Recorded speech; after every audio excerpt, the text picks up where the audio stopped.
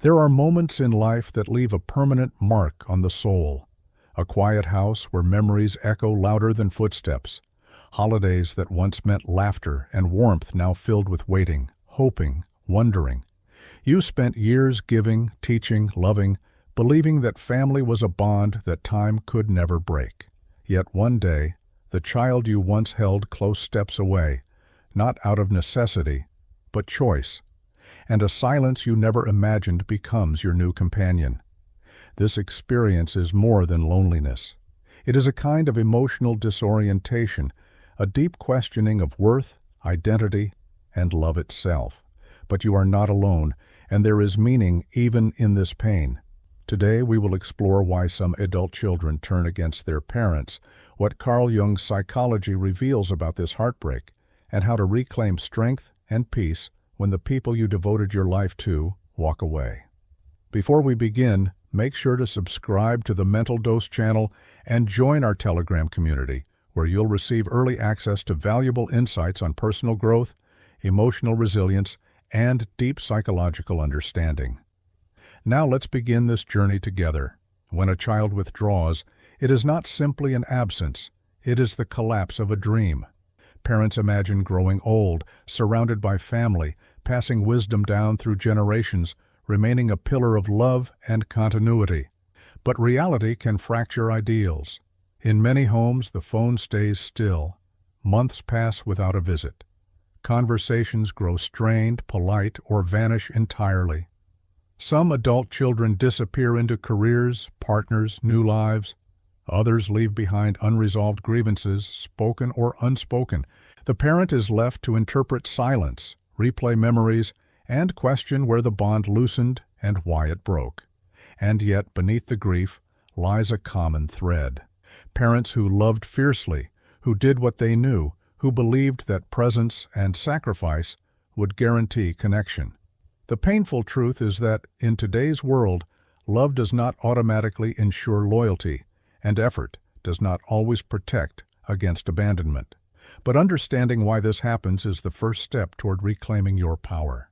Transitioning forward, let us step deeper into the psychological landscape that shapes this painful divide.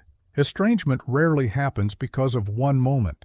It grows slowly through layers of emotion, misunderstanding, and personal evolution. Jung reminds us that adulthood demands separation. Children must build an identity beyond their parents. In healthy families, this distance turns into mutual respect. But when past wounds go unexamined, separation can harden into detachment.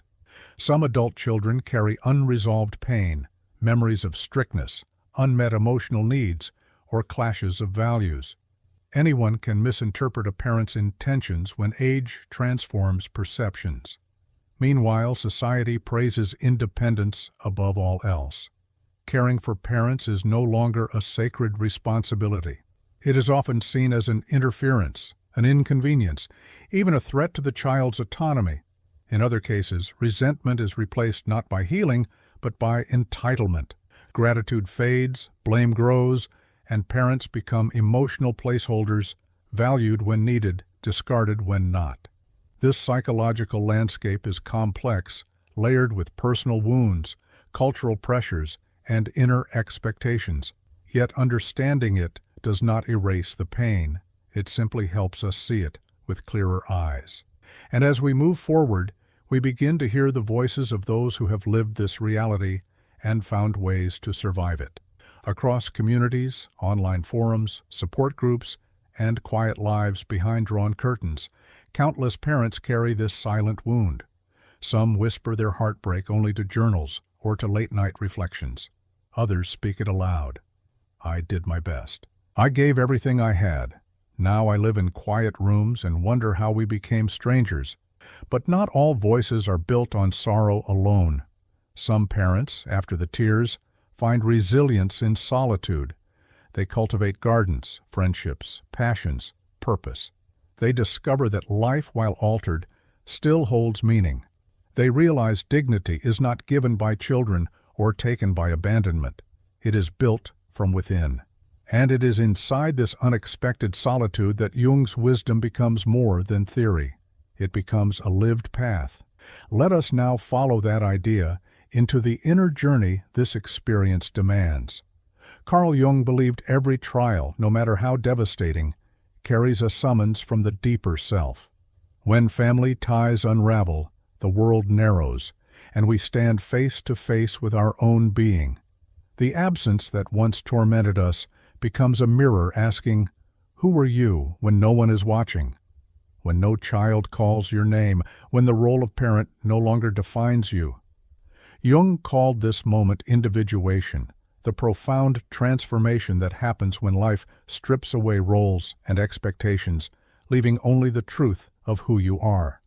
In this silence, new strength awakens. True identity forms. Wisdom deepens, not from comfort, but from the courage to face aloneness without surrendering to bitterness. Pain remains, but it no longer defines. It refines.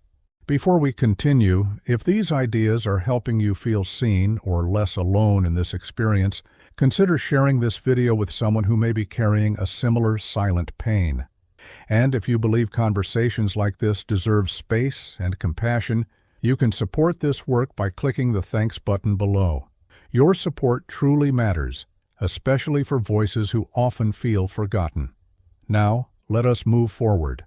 To live again after abandonment is not to pretend the wound never existed. It is to carry it with honesty, to let it breathe, and to allow it to soften, rather than harden your heart. Healing is not born from denial, but from courage, the courage to feel without drowning, to remember without breaking, and to move without bitterness as your constant companion. Grief has a voice, and it deserves to be heard. Boundaries are not walls of anger, but gates of self-respect, and your future, no matter what has been lost, is too sacred to be spent in permanent anticipation of someone else's apology or change of heart.